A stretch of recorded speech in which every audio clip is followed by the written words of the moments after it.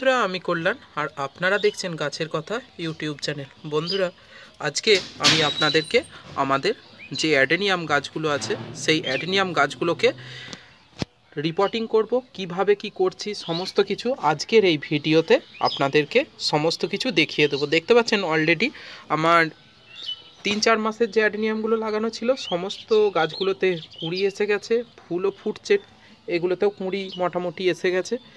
আর গরমের বাগানটা আস্তে আস্তে সাজানো চলছে। রিপোর্টিং মোটামুটি অনেকগুলো করাও হয়ে গেছে, দেখতে পাচ্ছেন। ভিডিও আসবে আস্তে আস্তে, সব কিছু ভিডিও আসতে থাকবে। গরমকালের যে সমস্ত ভিডিওগুলো হয়, এতদিন তো ভিডিও করাই হচ্ছিল না, এই কারণে কোনো টপিকও ছিল না যে কি বলবো আপনাদেরকে। এই সময়টা গাছকে একটু রেস্ট দেওয়াটা দরকার ছিল। তো চলুন, আজকে মোটামুটি এই গাছগুলোর জন্য কি কি পরিচর্যা, কি খাবার দেবেন, কোথায় পাবেন খাবার, কিভাবে মাটি তৈরি করেছি সমস্ত কিছু দেখিয়ে দেবো। প্রথমে বলে রাখি, আপনারা যারা অ্যাডেনিয়াম গাছ করতে চান তারা অবশ্যই মাটিবিহীন মিডিয়া করার চেষ্টা করবেন।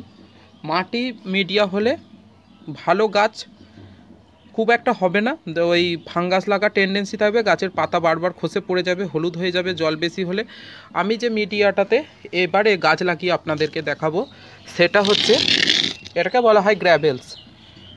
এই গ্র্যাভেলস বালি এবং আমাদের যে প্ল্যান বুস্টার আছে, প্ল্যান বুস্টারটা কি একবার বলে নিই। প্ল্যান বুস্টার হচ্ছে এমন একটা খাবার যে আপনাদেরকে 1000 রকম খাবার মাটিতে দিতে হবে না। এই প্ল্যান বুস্টার দিলেই আপনার সমস্ত কিছু খাবারের চাহিদা গাছ পেয়ে যাবে, যা কিছু প্রয়োজন হয় একটা গাছের জন্য, আর দেখার মতো ফুল ফল হবে এবং গ্রোথ হবে।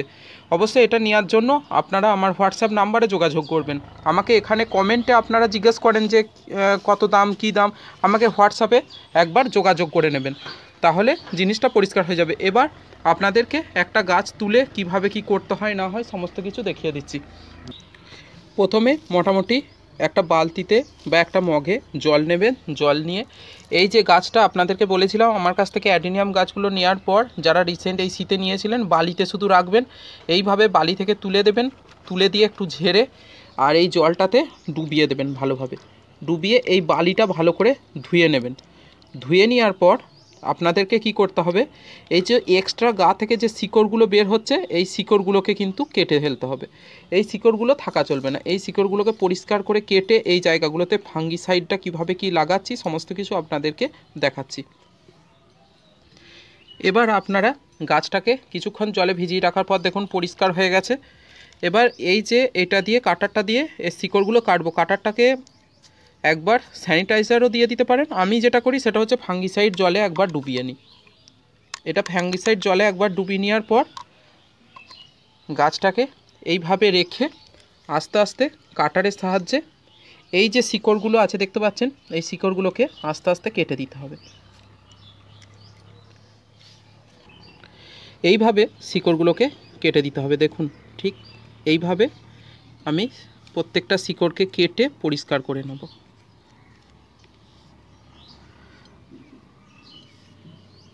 ঠিক এইভাবে, না হলে এর যে শেপটা নষ্ট হয়ে যাবে।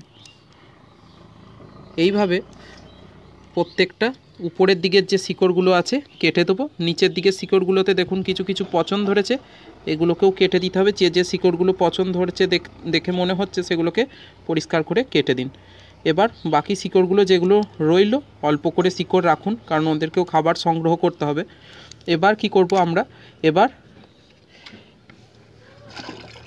এই জলটাতে কিছুটা ফাঙ্গিসাইড জল মিশিয়ে নেব। ফাঙ্গিসাইড জলটা মিশিয়ে নিয়ে এই ফাঙ্গিসাইড জলটাতে একবার ভালো করে ধুয়ে নেব।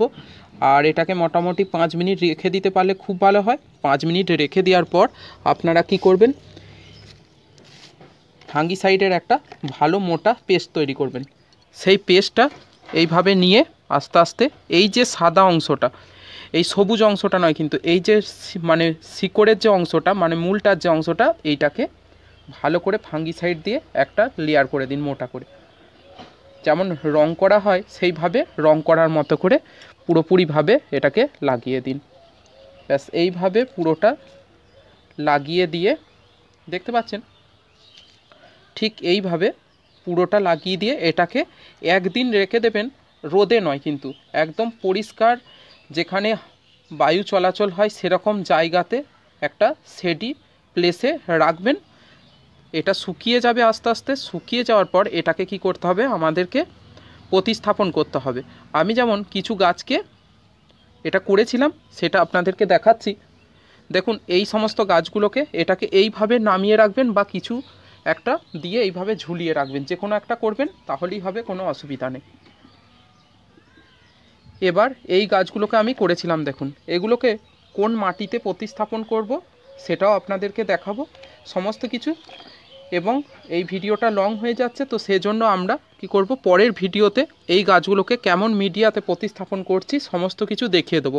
আপাতত আপনারা যারা নতুন গাছ কিনছেন তারা আমার কাছ থেকে যে অ্যাডেনিয়াম গাছগুলো যাচ্ছে সেই গাছগুলোকে ঠিক এইভাবে আগে ব্যবস্থাটা করে নিন। ব্যবস্থাটা করে নিয়ে শুকিয়ে নিন, ভালো করে শুকিয়ে নিয়ে আর পরের দিনে যে মিডিয়া আপনাদেরকে বলেছিলাম সেই মিডিয়াতে বসিয়ে দেবেন।